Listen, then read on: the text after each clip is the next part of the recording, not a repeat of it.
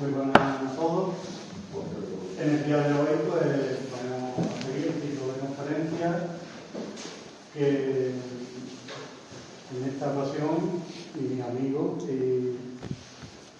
el ponente don Juan Luis González Mostán, natural del Coronil, historiador por la Universidad de Sevilla, experto en archivística y biblioteconomía, pues va a hacer una ponencia sobre la historia local del Coronil, sobre temas que algunos se trataron con el doctor Francisco de la Universidad de Sevilla hace unos meses.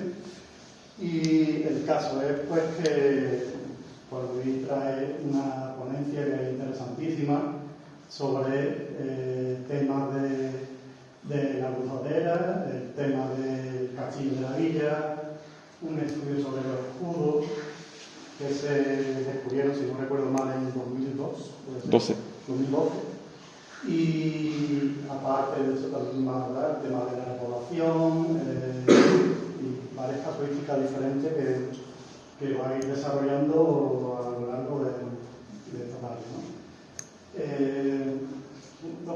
Juan Luis, pues, aparte de ser historiador local, desde bastante pequeño también estuvo trabajando en la antigua radio cayense con la Costa. Estuvo también junto con la persona Vicente Ramírez,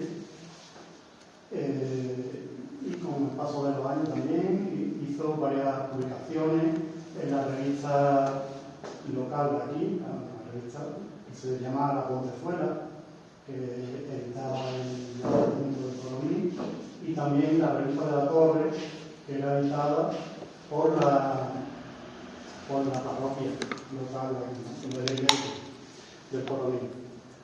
Pues el caso que durante todos estos años pues, ha hecho una labor investigativa bastante importante y ahora pues muchos datos que son prácticamente inéditos y que ha ido pues, recopilando y descubriendo durante todo este periodo, pues seguramente son por primera vez los va a dar a conocer aquí en su propio pueblo.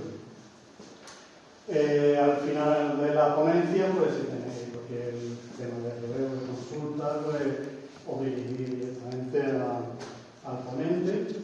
Y nada, a mí me conocéis, no soy Pablo Ramírez, doctor en Arqueología e Historia, y también me he llevado el tema de restauración del castillo.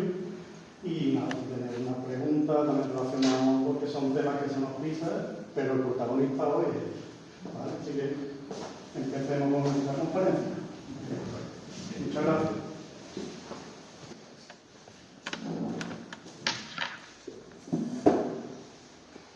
Bueno, buenas tardes a todos. Agradezco a la asociación la confianza prestada a mí para dar un poco a conocer estos temas de investigación que parten de una búsqueda incesante de documentación histórica sobre el Coronil, para un poco indagar sobre los orígenes de nuestro pueblo. Y bueno, agradezco a mi compañero y amigo Pablo, compañero de estudio hace ya muchos años, pues la presentación y las palabras que ha tenido para mí.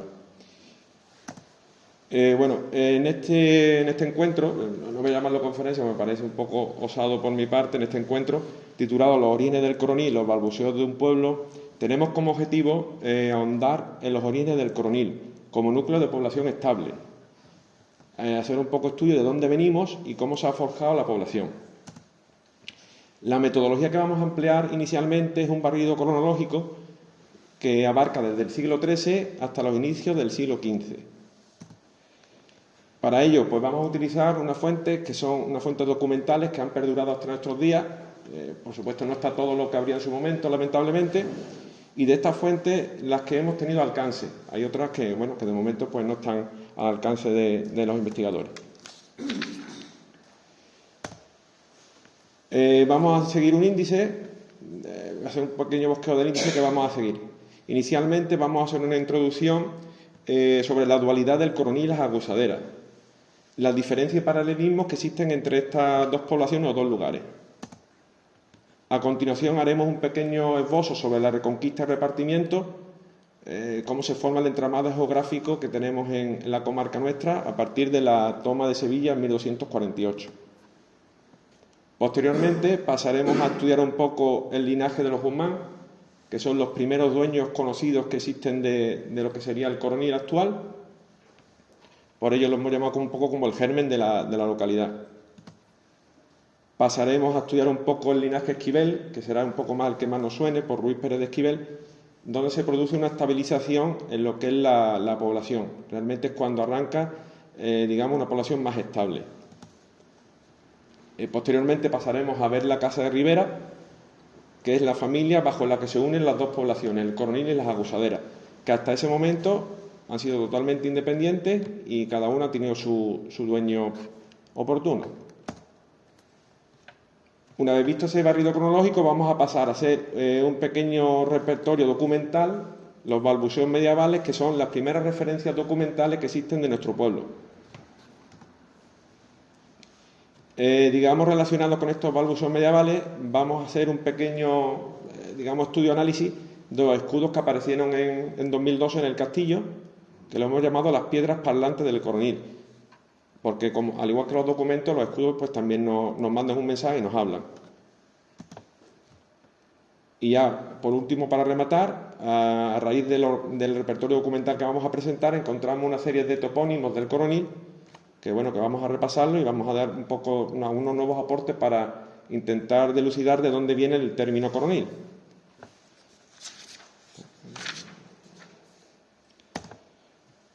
Bueno, pues empezamos por la introducción. Decir, claro, como hemos comentado anteriormente, que el Coronil actual, el espacio geográfico que corresponde al Coronil que vemos actualmente, el término municipal, es fruto de la unión de dos lugares o dos poblaciones diferentes, el Coronil y las Agusaderas, que no se unen hasta el año 1419 bajo la mano de Diego Gómez de Rivera. El término actual, ahí lo estamos viendo, tiene 92 kilómetros cuadrados aproximados y que corresponden a unas 9.200 hectáreas. ¿Qué correspondería a cada población? Pues si nos fijamos, el 75-80% correspondería a lo que eran las Agusaderas y solo el 20 o el 25% se correspondería con lo que es el Coronil. La proporción, pues vemos, no es muy equitativa. Para analizar este paralelismo que existe entre el Coronil y las Agusaderas, hemos marcado una serie de fechas o hitos históricos para ir viendo en qué momento están cada una de ellas, para ver el paralelismo, cómo van surgiendo. A pesar de estar unidas geográficamente, cada una ha tenido una evolución diferente. 1240 en esta época, en esta década, cuando tiene lugar la reconquista de Sevilla y por consecuencia de un vasto territorio en el que abarcaría el distrito de Facialcázar, con capital o cabeza en el Cerro del Casar. Dentro de ese distrito estarían las tierras que actualmente conforman el Coronil.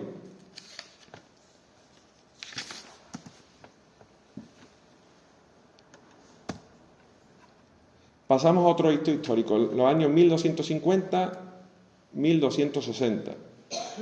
En esta época se realiza el repartimiento de Sevilla. Alfonso X el Sabio, hijo del rey San Fernando, reparte todo el territorio conquistado por su padre. Como hemos visto anteriormente, las Agusaderas es donado en su totalidad al Cabildo Catedral de Sevilla, al deán y al Cabildo, mientras que del Coronil no tenemos referencia alguna. Sabemos que la familia Guzmán recibe algunas tierras en una zona próxima al Coronil, pero no podemos precisar que exactamente sea eso en el Coronil exacto. Pasamos al siguiente hito histórico, que es el año 1330. En este momento, el Cabildo Catedral, que desde que recibe estas tierras hasta ese momento no ha puesto en explotación lo que recibió en donación, decide delimitar y amojonar lo que ha recibido para que otros no se metan en sus terrenos y empieza a explotarlo, a darlo en arrendamiento a algunos señores de Sevilla. En cambio, del Coronil tenemos un vacío absoluto, no sabemos nada. De este amojonamiento de las agusaderas, de los límites que se realizan para saber cuáles son las hectáreas, o las yugadas en este caso, que el rey Alfonso X el Sabio entregó al deán y al cabildo, nos aparece una serie de topónimos que algunos pues, nos pueden sonar incluso de la actualidad.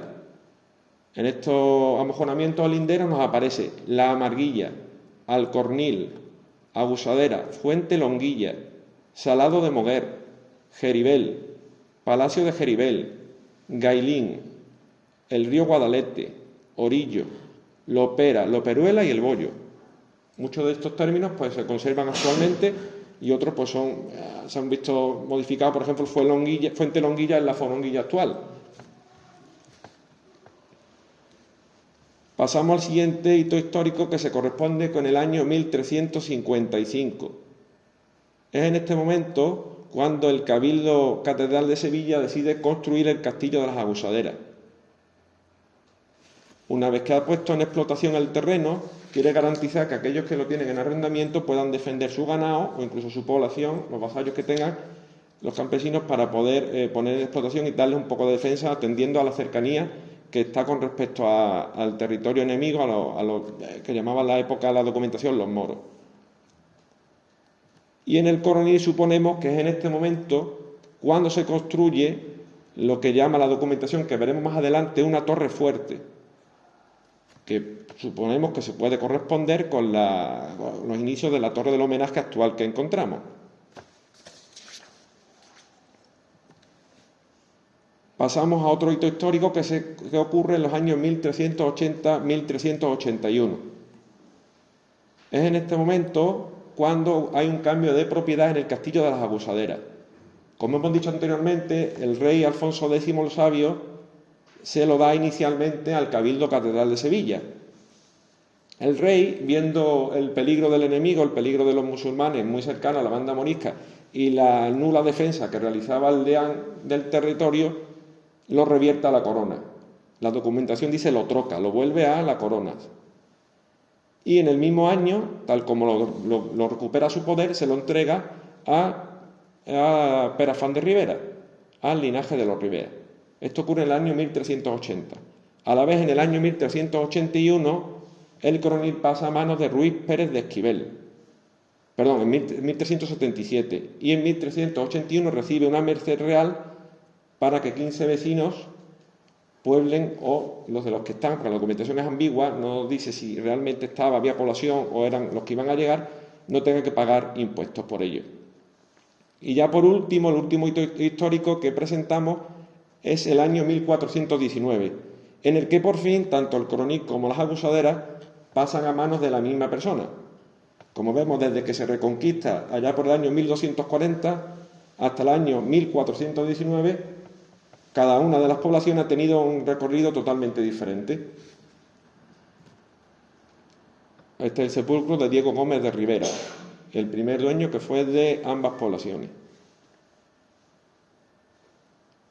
Entendemos que ya hay población en los dos lugares, eso se mantiene durante ciertos años, población en los dos lugares, porque, por ejemplo, en el Coronil, pues ya sabemos, hemos dicho antes que Ruiz Pérez de Esquivel recibió merced para una serie de vecinos que viviesen aquí para que no pagasen impuestos, y tenemos que en el año 1415 hay una bula papal de Benedicto XIII en el que manda a un cura de la actualidad, a un beneficiado, para que administre los sacramentos en la abusadera. Eso quiere decir, bueno, que había población en las abusaderas y había población que quería o bien bautizarse, casarse o incluso recibir, por ejemplo, la confesión, cualquier sacramento de los que existen. Una vez visto esta introducción de la dualidad entre el coronil y las abusaderas, nos vamos a centrar únicamente en lo que es el coronil. Vamos a intentar obviar un poco las abusaderas a un lado, porque como hemos dicho, tiene una evolución histórica hasta 1419 totalmente diferente al coronil, y aquí lo que estamos un poco analizando es el proceso de origen del coronil. Como vinimos anteriormente, con la Reconquista, con la caída de Sevilla, cae toda la campiña sevillana, dentro de ella el distrito de Faz y Alcázar, que es donde nos encontramos. Posterior a la Reconquista, pues se hace el repartimiento, que se hace en la segunda mitad del siglo XIII, con una entrega o reparto masivo de bienes rústicos a los repobladores y beneficiarios de las conquistas. ¿Qué se reparte? Pues bueno, las tierras conquistadas con las caídas de Sevilla. Las tierras, algunas tenían propietario, otras estaban abandonadas. Con la conquista de Sevilla, pues todo revierte a la corona, y esto es lo que se reparte a los que lo reciben. ¿Qué tierras son las que, en las que nos encontramos? Pues son tierras poco productivas, poco roturadas y trabajadas, dedicadas fundamentalmente a cereal. No había prácticamente olivares en la zona, los olivares estaban en la comarca de las Jarafes, y muchas de ellas, como hemos dicho, estaban improductivas. Eran de monte bajo, de esa, donde pasta el ganado, donde se caza, y fundamentalmente la zona nuestra era una zona, digamos, de nadie, porque ni estaba cercana a lo que es Sevilla, a la defensa de Sevilla, y estaba muy cercana a lo que eran los territorios que controlaban todavía los musulmanes, un poco pasado los Guadalete. Por lo tanto, aquí era una zona de nadie en la que tampoco había muchos valientes que quisieran venir por aquí. ¿Quién reparte estas tierras? Pues como hemos dicho anteriormente, las tierras pasaban al rey, que lo había ganado por las armas. En primer lugar, el rey Alfonso X el Sabio, cuando piensa el repartimiento de Sevilla, se configura una idea de una gran ciudad de Sevilla, una gran urbe, y que todo quedase bajo autoridad real, creando un término municipal actual, semejanza del concepto actual, enorme. Pero ve que eso es imposible, y aparte tiene el compromiso con todos aquellos vasallos y militares a los que debía de recompensar por la ayuda que habían realizado en la Reconquista, y sobre todo para usar de ellos para defender el territorio. No era fácil la defensa del enemigo.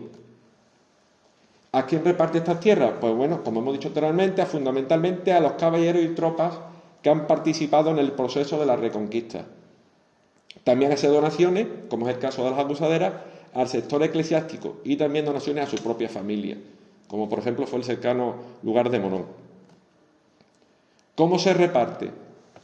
Pues el repartimiento se hace de dos formas. En un primer lugar existen los heredamientos, que son lotes de propiedades que corresponden a un determinado individuo por su condición de repoblador. Los titulares de estos heredamientos tienen una obligación principal, que es la de no venderlo hasta pasado un cierto tiempo. O sea, que para que no hagan negocio de estas donaciones, y sobre todo a poblarlo, con el objetivo de defender el territorio. Más adelante veremos que lo que da lugar al coronil actual era un heredamiento. Por tanto, quien lo recibiera en su momento tuvo la obligación de no estar él personalmente, pero sí de poner a alguien para su defensa. Otro tipo de repartimiento es el donadío, que son aquellos que no conllevan necesariamente la obligación de estar. Podemos asemejarlo como cualquier explotación agrícola actual en la que no hay cortijo ni nada, sino que se explota, se saca beneficio económico y nada más. De estos donadíos los hay mayores, que se pueden corresponder con una alquería íntegra, con un espacio bastante grande, o donadíos menores, que son fracciones de estas anteriores. ¿Cómo se hace el reparto? Seguimos con cómo se hace el reparto. Nos encontramos donaciones de más de 20 yugadas. ¿Qué es una yugada? Una yugada equivale actualmente a en torno de 30 hectáreas, que era el terreno que una yunta de bueyes era capaz de arar en un día. Por tanto, podemos decir que lo máximo que recibía un vasallo del rey eran 600 hectáreas de la actualidad. Analizando el repartimiento de Sevilla, encontramos una serie de topónimos en nuestra comarca, en los que no aparece en ningún momento. El repartimiento se realiza en torno a al 1250, o sea, 10 años después de la Reconquista. Y encontramos una serie de topónimos que son Alcázar, que se corresponde con el cerro Alcázar, Alasaín, que luego a continuación lo veremos de nuevo, Almaznoa, Coraín o Coraní, El Molar, que se corresponde con los molares, Fuente de la Figuera, que es la fuente de la higuera, que también está en los molares, Torre del Sarro, el río o arroyo Salado, que corresponde con el Salado que está entre Coronil y Montellano, Alcantarilla de Alacuaz, que es Alocá, Gonci, Macharalcadí, que se corresponde con Majarquivir, Mondívar, Notías, que estaba en la zona cercana a la torre actual de Lopera, Nuble, Boscosar, que se corresponde con el cortijo del Pescosar, Plantín, Cibol, Torriello, Villanueva, Corán, Coriana y Mongíbar. Todos esos topónimos están en la zona nuestra. Algunos son fáciles de identificar y otros, pues se ha perdido con el tiempo. Y pasamos al primer, propietario conocido del coronil, que son los Guzmán. Aquí tenemos las armas de los Guzmán, el escudo de los Guzmán. Esta familia estaba muy ligada al rey, incluso uno de ellos estaba casado con una hermanastra del rey, por lo que reciben bastantes mercedes por parte del rey, bastantes beneficios. De estos tres personajes de esta familia, pues hay tres que reciben heredamientos de tierras en el repartimiento de Sevilla. Son Pero Núñez de Guzmán, Pero Núñez, Nuño Guzmán. Y reciben estos heredamientos en un lugar que se llama Alasaín, que está en términos del Facialcázar. No podemos decir que este Alasaín se corresponda con el Coronil. Desde que reciben ellos el repartimiento de esta donación, que estamos hablando de en torno a 1250 y algo, 1260, hasta que aparece el siguiente Guzmán, propietario del Coronil, estamos en 1377, han pasado casi 120 años, que en esa época pueden ser de 5 a 6 generaciones. Tanto es muy difícil de seguir el rastreo, porque hay un vacío documental, si alguno de estos señores, su descendiente, es el que pasaría a ser dueño del Coronil. Esta familia Guzmán es un linaje, como hemos dicho, bastante importante, de la que descienden algunas casas nobiliarias actuales, como son el Ducado de Medina Sidonia, el Condado de Orgaz, que son los descendientes directos del que fue propietario del Coronil, el Marquesado de Ayamonte o el Condado Ducado de Olivares, que está integrado en la Casa de Alba. Y bueno, ¿qué momento surge la relación entre el Coronil y los Guzmán? La primera referencia que tenemos a día de hoy, como hemos dicho, es la venta del Coronil efectuada en 1377. Fray Pedro Suárez, en nombre de Fray Lope Fernández, albacea de Martín Fernández de Guzmán, vende a Ruiz Pérez de Esquivel y a Estefanía Alfón el Coronil en 1377. Aquí tenemos un extracto del resumen del documento, en el que leemos, acompaña el original con la transcripción debajo.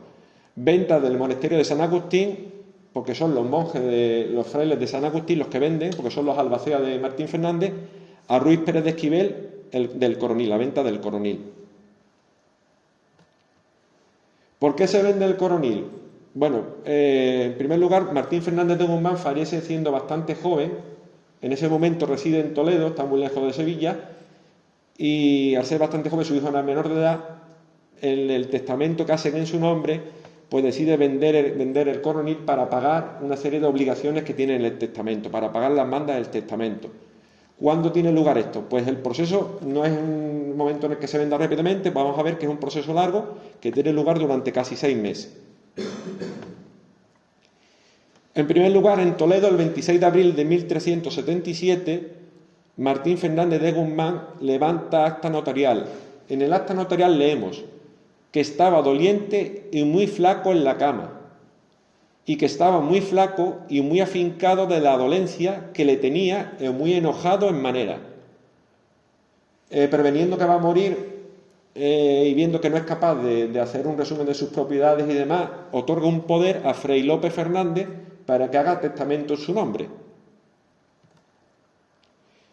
El día 28, 2 días después, ya sabemos que Martín Fernández de Guzmán ha fallecido y Fray Lope Fernández realiza el testamento en su nombre. En él nos nombra a los padres de Martín, que son Pedro Núñez y doña Aldonza. Lamentablemente no tenemos documentación que nos diga que este Pedro Núñez ya fue titular o dueño del Coronil. De Pedro Núñez no hay testamento, pero de su abuelo, del abuelo de Martín Fernández, sí está el testamento, y en el repertorio de sus propiedades no aparece el Coronil. Aparecen absolutamente todas las que tenía su nieto, menos el Coronil. Hay un salto temporal, nos vamos casi a 3 meses después. En Sevilla, el 24 del 7 de 1377, el 24 de julio, se realiza un inventario de los bienes que tenía Martín Fernández de Guzmán aquí en Sevilla. Y en ese inventario se lee la heredad del Cornil, que es Allende de Utrera, fasta tierra de moros. Es una torre fuerte, y asas para pan y para caza, apreciado en 15.000 maravedíes. Todos estos datos están con la escritura original, por eso es un poco complicado de leer, no es que haya errores a la hora de transcribirlo, sino que es la escritura original. Como vemos, la persona que realiza esta información de los bienes pues no conoce realmente el territorio del Coronil, porque del Coronil en este caso, para aparecer Coronil escrito, es el Coronil, principalmente porque dice que está desde Utrera hasta Tierra de Moros, desde el Coronil no está lindando con Utrera, ciertamente, con la población de Utrera, hay una serie de donadíos, digamos, entre medio, incluso están los molares, y desde el Coronil hacia el sur, pues están las abusaderas, o sea que todavía no estaba el territorio de los musulmanes. Entonces, alguien que vive en Sevilla, que tiene una idea aproximada de dónde está, pero que no tiene una referencia exacta. Ahí tenemos un extracto del documento en el que leemos la heredad del Cornil.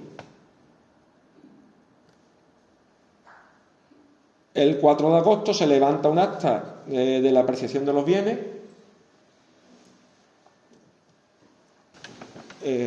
Bueno, a ver por dónde digo. Eso, el 4 de agosto del mismo año se levanta acta de la apreciación de bienes que se ha hecho en Sevilla. El día 19, el rey Enrique II, que en ese momento se encontraba en la ciudad de Sevilla, autoriza el testamento y las ventas. Como he dicho, el testamento realizó Fray Lope Fernández en nombre de Martín, por tanto necesitaba la autorización del rey para darle validez al testamento, y las ventas que hay que realizar para cumplirlo.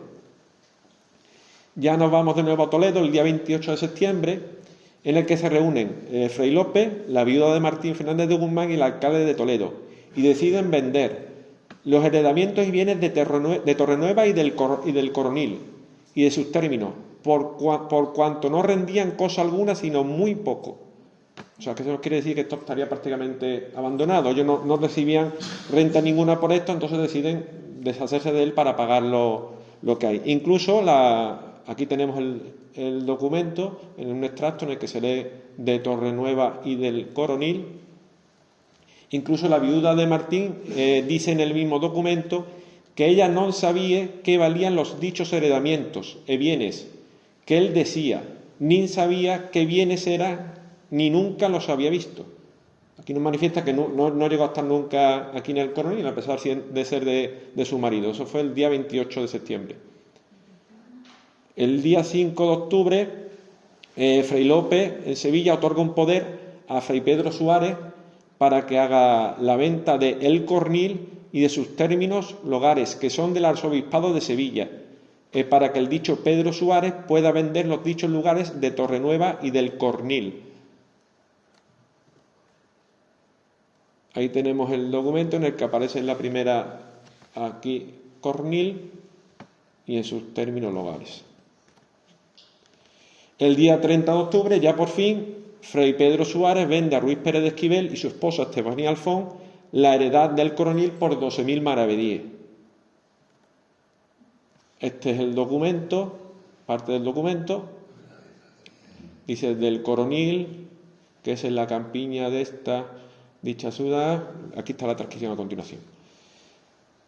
Torre con su cortijo, que dicen del Coronil, que es en la campiña de esta dicha ciudad de Sevilla, con todas las tierras para pan, prados, y pastos, y dehesas, y montes, y jaras y fuentes, y aguas corrientes y manantes, y estantes, que a la dicha torre pertenece, la cual dicha torre y heredad fue del dicho don Martín Fernández, que se tiende en linde, aquí nos dice ahora los linderos que tiene el Coronil en ese momento, de la una parte con tierras de Morón, y con tierras de la Abusadera, y con donadío de Fernán Martín Escudero, y de la otra parte con donadíos de vos los dichos Ruiz Pérez y Estefanía Alfón, su mujer, compradores sobredichos que compraron de Johan Martínez Jurado.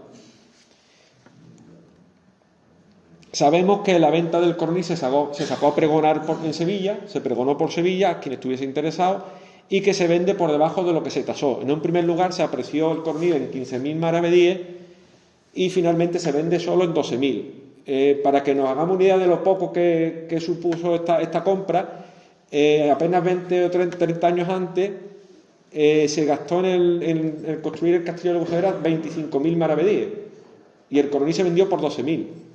O sea, vender el Coronil costó la mitad de lo que se pagó por construir el castillo, para que hagamos una idea de lo poco que valía el territorio este, por lo que suponemos que estaba en un estado de abandono.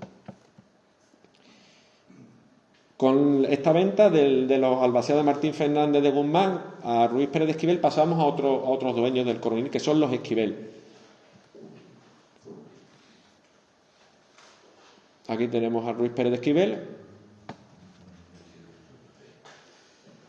Y Ruiz Pérez de Esquivel, para conseguir estabilizar población en el Coronil, porque en la venta del coronil anterior no se nombra que haya pobladores ninguno, solicita al rey Juan I, que es este que aparece aquí en un grabado, una serie de sesiones. En este caso, Juan I concede una carta de merced en la que quedan exentos de impuestos una serie de vecinos, en este caso 15 vecinos del coronil.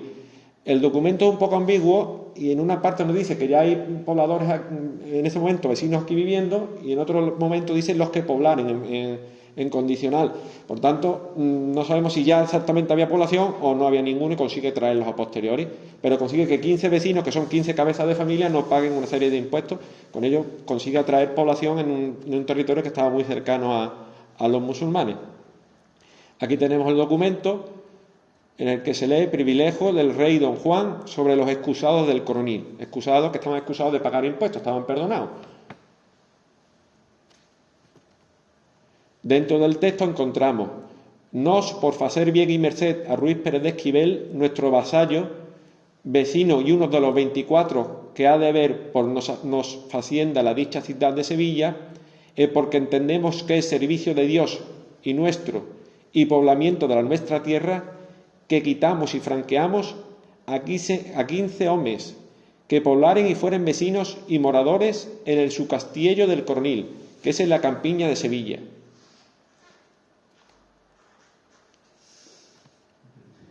En otros tractos nos dice: nos, el rey, por facer bien y merced a vos, Ruiz Pérez de Esquivel, nuestro vasallo, porque entendemos que es servicio de Dios y nuestro y poblamiento de nuestra tierra.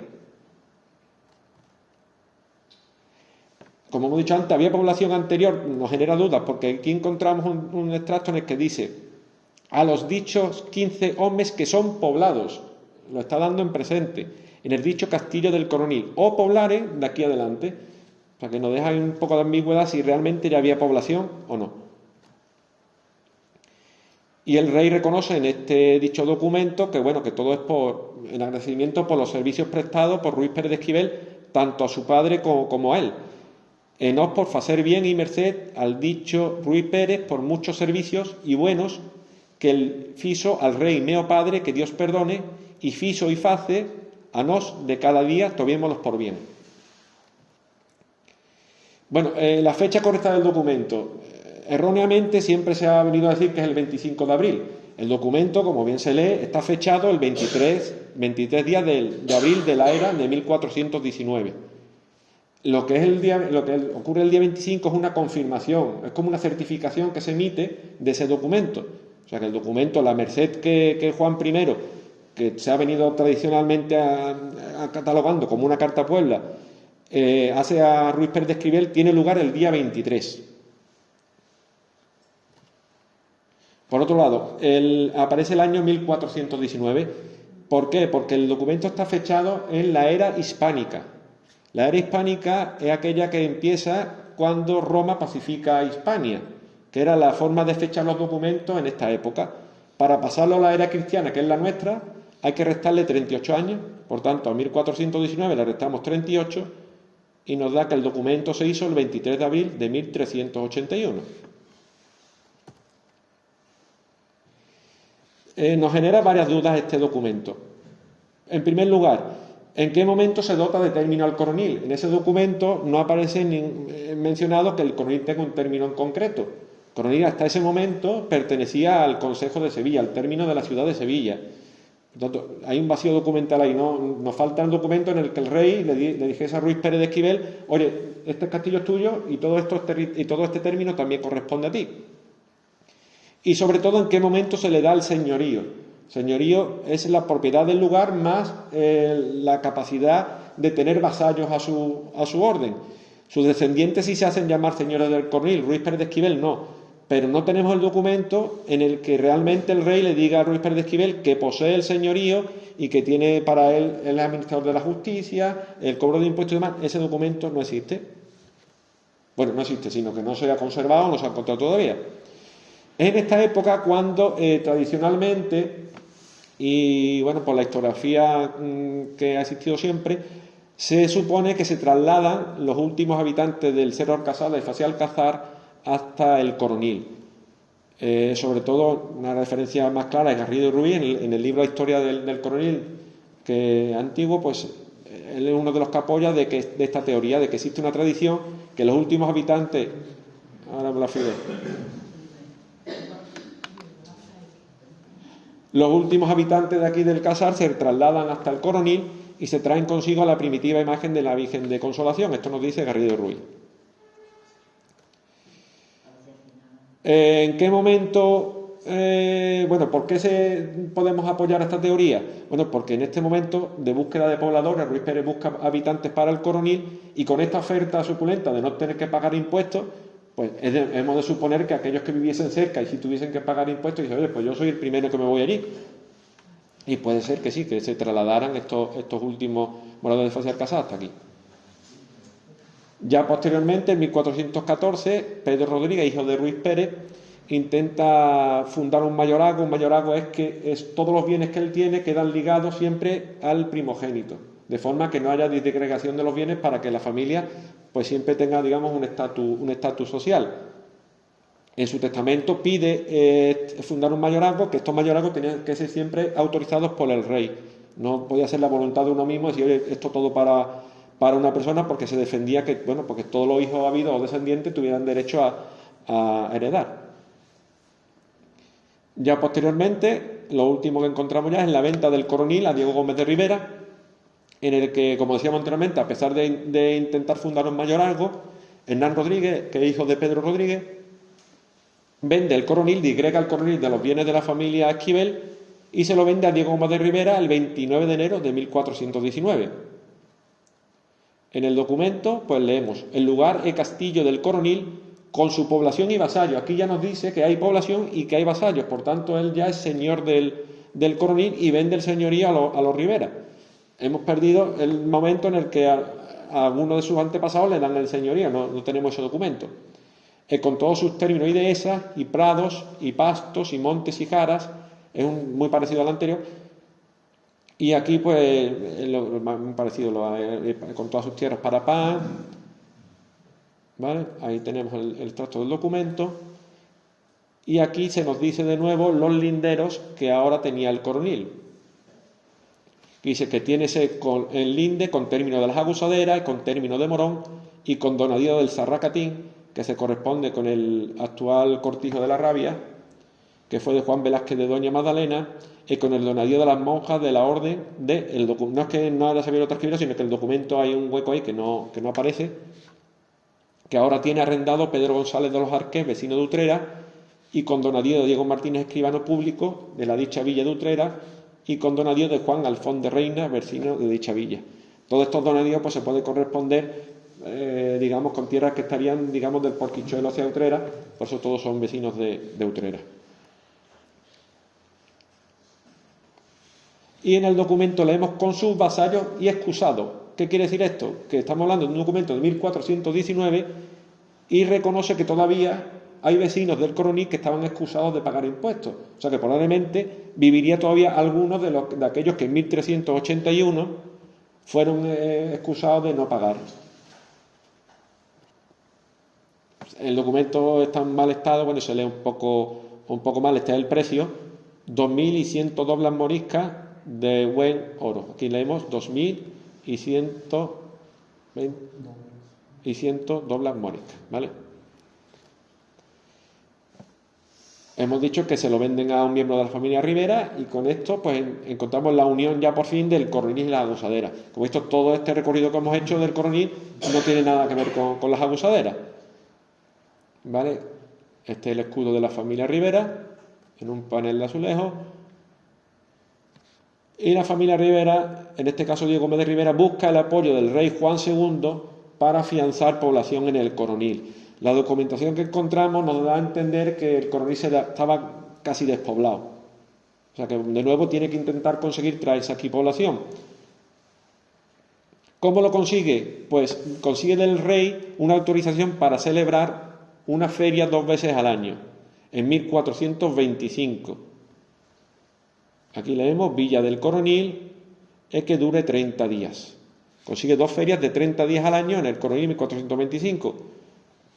Aquí tenemos el documento, 2 licencias para que se pueda hacer y se hagan ferias 2 veces en cada un año en la dicha vuestra Villa del Coronil, que dure 30 días cada vez, en el que se podía vender de todo y con libertad para no tener que pagar cientos de impuestos, entonces conseguir que viniese población. Con la dificultad de los movimientos de la población en aquella época, algún mercader que se traslada al Coronil 2 veces al año durante 30 días acaba quedándose aquí. Como curiosidad, estamos hablando de una feria otorgada en 1425, que este año se cumplía el 6º centenario. La feria, por ejemplo, de la Seda de los Molares, tan afamada, es de 1465, 40 años después. O incluso la de la Mairena del Alcor, que dicen los de Mairena que son las ferias más antiguas de Andalucía y de todas, pues es de 1441. O sea que la nuestra incluso es más antigua. El motivo por el que le concede esta feria, aquí nos dice que porque las vuestras villas y lugares de espera, el Coronil, Borno, el Agusadera, o sea, nos dice que Diego Gómez era dueño de todos estos pueblos, Espera, el Coronil, Borno y la Agusadera, estén mejor pobladas, porque se puedan defender de los moros enemigos de la Santa Fe Católica, en cuya frontera están. Eso nos hace ver, bueno, pues que estamos sufriendo ataques de los musulmanes y bueno, y que hay que intentar poblar esto para defender, porque si no, por ejemplo, tenemos el saqueo de Utrera que ocurrió en años cercanos a esa fecha, llegaban hasta ahí. Y aquí nos dice que como premio a Diego Gómez Rivera, el rey le reconoce por el trabajo y costa que vos habéis puesto e ponedes en cercar y poblar de nuevo la dicha vuestra villa del Coronil, poblar de nuevo. Entonces nos quiere decir que aquí, por lo que fuese, por un saqueo de la población por parte de los musulmanes o lo que sea, pues la gente se ha ido y que ha vuelto a cercar el Coronil. Estaría el castillo, pero para defender la vivienda cercana había una cerca, una pequeña muralla alrededor. Aquí tenemos el testamento de este Diego Gómez de Rivera, en el que de nuevo vuelve a hacer una mención especial al Coronil. Aquí leemos: testamento del adelantado don Diego Gómez de Rivera, que nuestro Señor Dios haya. En su testamento, Diego Gómez de Rivera dice: otro sí, que en enmienda de algunos daños que por mí y por mi mandado fueron fechos en Aragón, en Alburquerque, caso que la guerra que se facía por el rey nuestro Señor, por ello ser cristiano, se reconoce que en la guerra ha matado a otros cristianos, es descargar mi conciencia que sean labrados en la iglesia del Coronil fastan 10.000 maravedíes, porque no sé a quién fueron fechos los dichos daños. Él, para compensar, digamos, sus pecados, da 10.000 maravedíes para la iglesia del Coronil que se estaba construyendo en ese momento. ¿Eso qué nos quiere decir? Porque ya hay una población estable. Hay un castillo, una iglesia, si hay una iglesia es porque hay población y hay unos curas que tienen que administrar unos sacramentos, una población estable, una cerca para la defensa de la vivienda y unos pobladores y vasallos. Por tanto, hay todo lo que tenía una población de esa época. Una vez visto el barrido este cronológico que hemos hecho, pues vamos a pasar a ver el repertorio documental, lo que hemos llamado los balbuceos medievales, las primeras referencias que hay del Coronil, las primeras veces que se nombra el Coronil en documentos.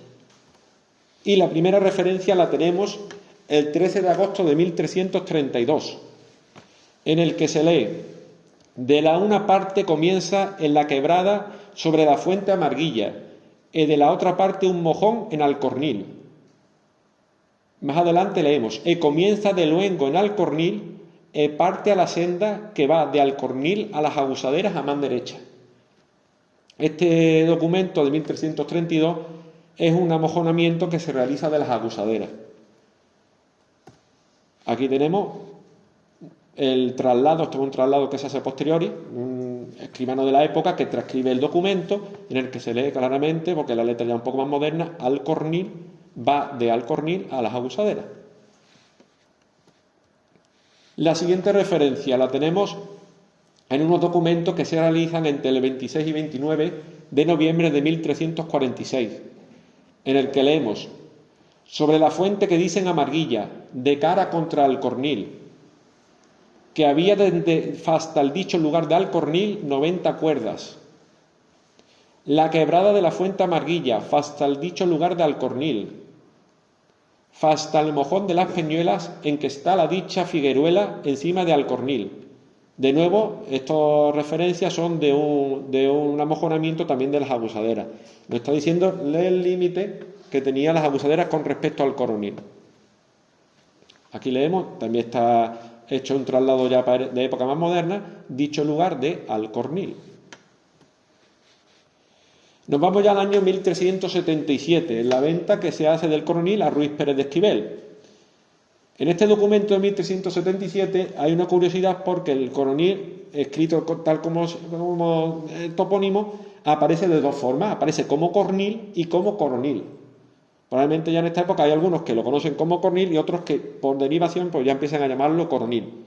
En esta primera referencia leemos heredad del cornil, como hemos dicho, esa referencia la hemos visto anteriormente, que es Allende de Utrera, fasta tierra de moros, es una torre fuerte y tierra asas para pan y para casa, apreciado en 15.000 maravedíes. Aquí leemos la heredad del cornil. En el mismo documento, la siguiente referencia ya aparece como coronil. Los heredamientos y bienes de Torrenueva y del coronil y de sus términos por cuanto no rendían cosa alguna, sino muy poco. De Torrenueva y del coronil, ya que aparece como coronil. En el mismo documento vuelve de nuevo a aparecer como cornil, el cornil y en sus términos lugares que son del arzobispado de Sevilla para que el dicho Pedro Suárez pueda venderlo. Aquí leemos cornil, aquí en esta parte de aquí. Ya nos vamos al 23 de abril de 1381, en el que ya está afianzado el término coronil, Castillo del Coronil, que es en la campiña de Sevilla, en el vuestro Castillo del Coronil, que vos agora labrades, y a los dichos 15 hombres que son poblados en el dicho Castillo del Coronil. Se ve muy mal, pero aquí pone Castillo del Coronil.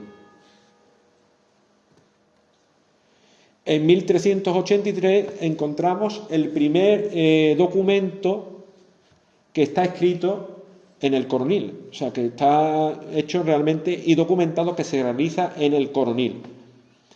En él se nos dice que parecía ante ellos en el coronil lugar de Ruiz Pérez de Esquivel, el cual lugar es en parte término entre el dicho lugar de Morón y las abusaderas. En este momento había un pleito entre el Morón y las abusaderas por el linde. En esa época pues, están continuamente peleándose por los linderos porque no estaban tan marcados como actualmente. Eso es porque las tierras no estaban tan trabajadas, tan roturadas. Entonces uno se metía en tierra del otro y estaban siempre de pleito.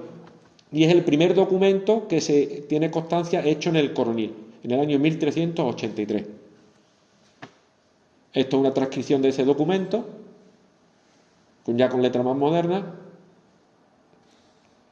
el traslado de 1784, y ya una vez visto el repertorio documental en el que hemos visto que aparece inicialmente cornil, después coronil, vamos a pasar a ver un poco los escudos del castillo, que también lo hemos denominado las piedras parlantes. Como anteriormente los documentos hemos dicho que son los primeros balbuceos, las piedras también nos hablan.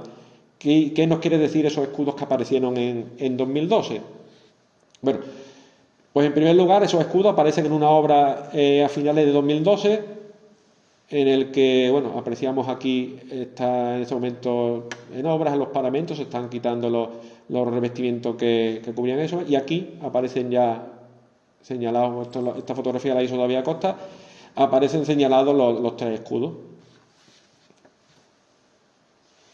La heráldica, en este caso, que es la ciencia que estudia los escudos, pues la heráldica es la disciplina que estudia los escudos de armas de una familia, dinastía o institución o una localidad.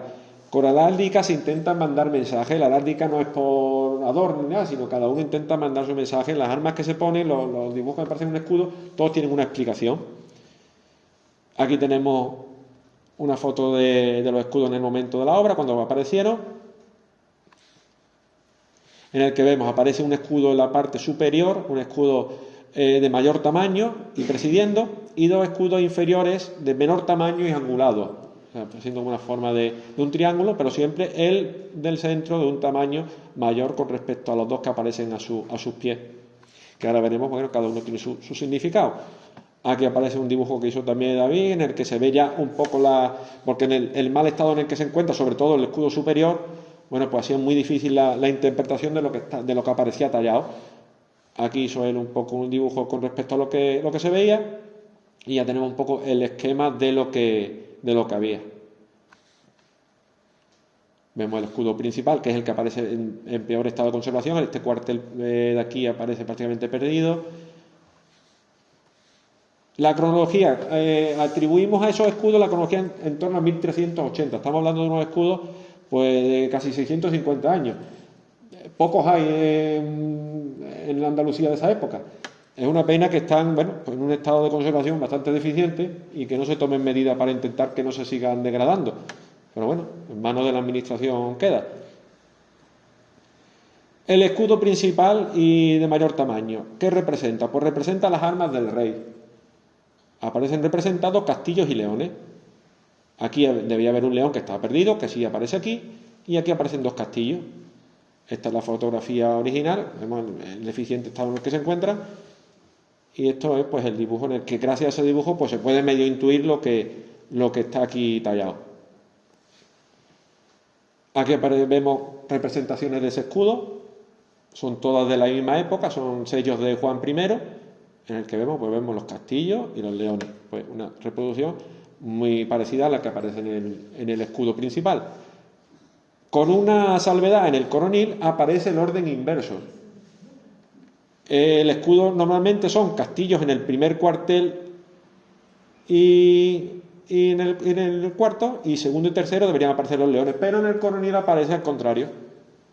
No es caso único, pero bueno, es una curiosidad que ahora veremos más adelante. Aquí tenemos otro ejemplo de un escudo con las armas inversas, en el que vemos leones y castillos. Incluso aquí los leones aparecen hasta hacia el lado contrario, del que suele ser representado. Aquí tenemos otro, que se ve un poco peor. Leones aquí, estos sí están representados exactamente igual que los del castillo de aquí del coronil. ¿El por qué esta representación al contrario? Bueno, en la época, poco antes de la época de construcción del castillo, en España se estaba viviendo la primera guerra civil castellana, que tuvo lugar de 1351 a 1369. Aquí tenemos un grabado en el que aparece entregando la corona del rey Pedro I, a Enrique II. Como si eran hermanastros, estaban entre ellos enfrentados. Aquí estamos el rey, que le han cortado la cabeza. Aquí están los dos que están en guerra, que son Enrique II, de la dinastía de los Trastámara, y Pedro I de los Borgoña. Son hermanastros. Con la muerte de Pedro I finaliza la dinastía de los Borgoña y empieza en España la dinastía de los Trastámara, que durará hasta la llegada de los Austrias. Vamos a explicar el por qué puede aparecer representado en orden inverso. Hay un momento en el que los dos comparten las mismas armas, el mismo escudo, porque son hermanastros, los dos quieren ser reyes de España. ¿Cómo algunos se hacen identificar como partidarios de Enrique II? Alterando el orden del escudo. Entonces, el Ruiz Pérez de Esquivel, que ahora veremos que es el que atribuimos el encargo de la ejecución de este escudo, pues pretende manifestar su adhesión a Enrique II y su agradecimiento a este señor, mostrando el escudo en orden inverso.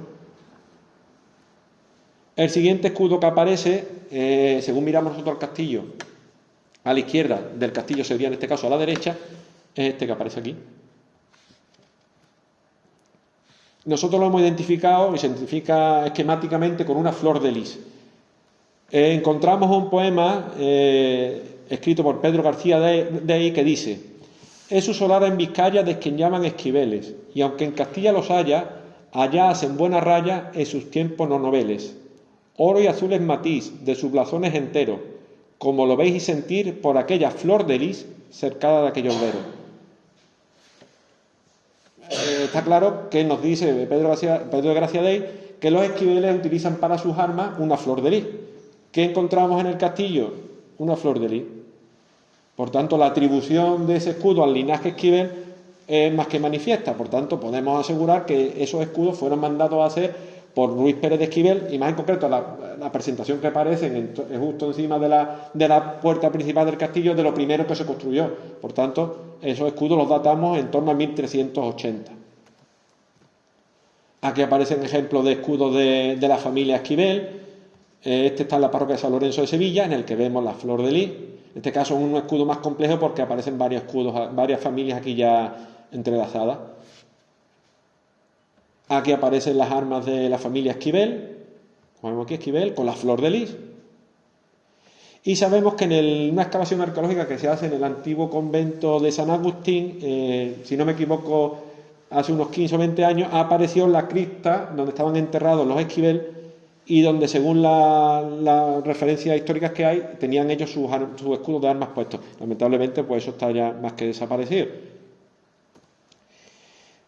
Con respecto al tercer escudo, el de la derecha, según miramos nosotros al castillo, es más difícil su interpretación. Está también en un poco de mal estado el primer cuartel. Aquí vemos 3 fajas ondeadas en el primero y cuarto y una cruz en el segundo.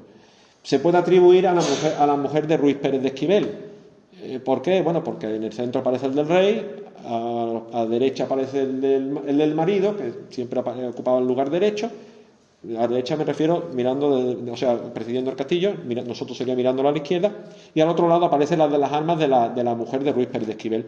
No se sabe de qué familia pertenecía. Hay dos historiadores que la atribuyen el linaje Carrillo, pero en esa época no había Carrillos en Sevilla. Solamente sabemos su nombre, Estefanía Alfón. No sabemos de qué familia pertenecería. Hay quien dice también que oculta su apellido porque podría descender de algunos judíos.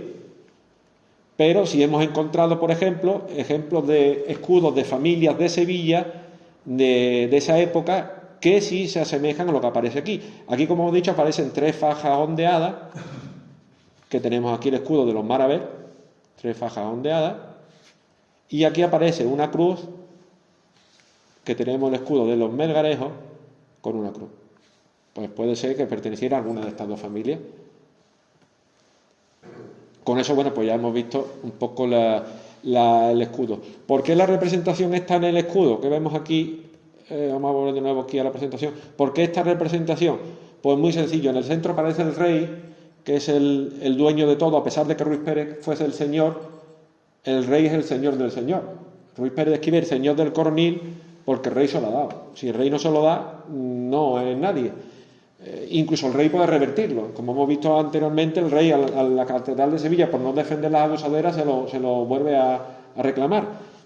Ejemplo actual, bueno, pues el rey Juan Carlos I a su hija le dio un título, el rey Felipe VI se lo quitó.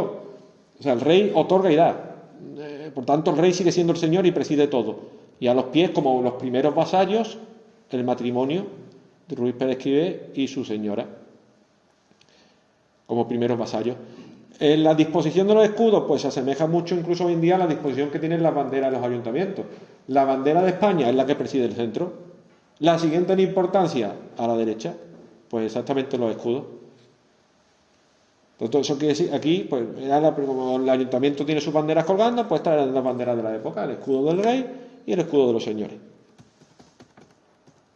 Una vez visto esto, ya para rematar, vamos a ver un poco los aportes que hacemos a la toponimia del Coronil con los documentos que hemos visto anteriormente. A modo de resumen rápido, tenemos el documento de 1332 en el que aparece Alcornil, el documento de 1377 en el que aparece el Cornil, y ya el Coronil aparece en este mismo documento de 1377 y también en el de 1381. Por tanto, queda claro y manifiesta la evolución que ha sufrido el Coronil y de dónde proviene. Esa posible evolución, pues vamos a aportar dos pequeñas teorías que no quiere decir ni que sean, sino son dos ideas que surgen analizando un poco este término de Alcornil. ¿Qué puede ser Alcornil? Pues Alcornil puede estar formado por alcor más el sufijo il, que es un diminutivo. Ejemplo de diminutivo, pues, tambor, tamboril. Bueno, pues se formaría Alcornil, que en una pronunciación un poco nasal se agregaría la N y surgiría el Alcornil. ¿Qué significa alcor? Para ver un poco el origen, pues alcor es un collado o colina, nos dice el diccionario de la Real Academia, que proviene del árabe andalusí alcul, y que este alcul proviene del latín colis, que también es colina o cerro. Si nos fijamos, el Coronil está aquí situado con respecto hacia aquí, hacia el norte, incluso hacia el noreste, hacia el noroeste, oeste. Aquí toda esta zona tiene una visión privilegiada. Si nos ponemos la parte más alta del Coronil, que no sería el castillo, sino aquí un poco, donde estoy poniendo aquí ahora mismo el ratón, que es ya en la vereda de Corcovado, pasado aquí el corte que hace la ronda que circunvala el Coronil, el punto más alto, hay una visión privilegiada, está en un auténtico, un alcor, como los alcores de la Vega de Sevilla, que son el Mairena, Albisu y Carmona, pues desde aquí hay una visión privilegiada de todo esto, que se alcanza a ver, por supuesto no a simple vista, pero se podría ver pues todo esto que eran marismas, que aquí ya está el mar, pues llegaba muy cercano en aquella época. Tanto el Coronil está en un pequeño alcor, toda esta zona, como lo que hemos estado comentando anteriormente, está en un alcor, una cima situada, una parte elevada. En camino a Corcovado la visibilidad es plena hacia todos estos puntos cardinales.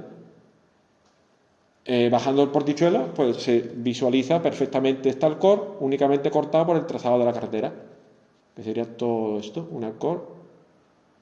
Aquí está el corte, hasta ahí. Este sería el punto más elevado, y todo esto, pues desde aquí se sitúa uno y la visión es prácticamente plena para esos puntos que hemos comentado. ¿Por qué sabemos que el Coronil está en una parte elevada? Bueno, porque en el 1332 el documento nos dice el mojón de las Peñuelas que está en la dicha figueruela en la cima del Alcornil. Nos hace referencia a que esta higuera estaba situada en la parte más alta, pues, probablemente estaría situada aquí. Otra posible derivación, pues una evolución que la documentación nos dice Alcornil junto, pero podría estar separado, sería Alcornil, que derivaría a el Cornil. Sería una simple evolución del artículo árabe al hacia el castellanizado el. De Alcornil pasaríamos a el Cornil. ¿Qué es un cornil? Pues un protector de los cuernos, una correa con que se atan los bueyes al yugo y un cornejo pequeño. Un cornejo es un árbol. Aquí se usaría el diminutivo il, sería cornil, cornejil. Y bueno, con eso pues damos por finalizado esta pequeña repaso que hemos hecho a lo que es los orígenes del Coronil a través de la documentación.